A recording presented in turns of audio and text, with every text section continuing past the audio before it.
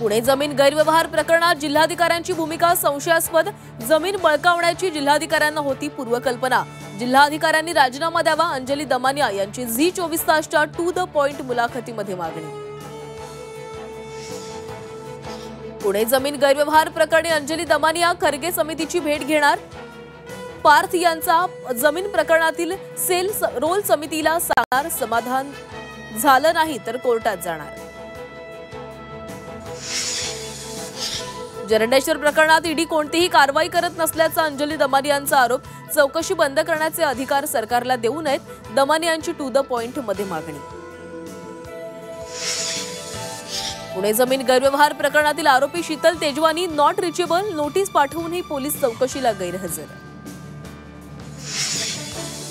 अहिल्यानगरच्या संगमनेरमध्ये वाहनात सापडली 1 कोटी रुपयांची कॅश, निवडणूक आयोगाच्या पथकाकडून रोकड हस्तगत।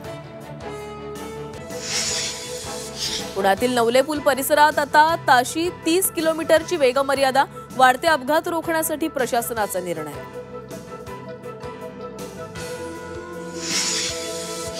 नवी मुंबईतून पहिलं टेक ऑफ 25 डिसेंबरला होणार, अकासा एअरलाइन्सकडून हवाई सेवेचं वेळापत्रक जारी।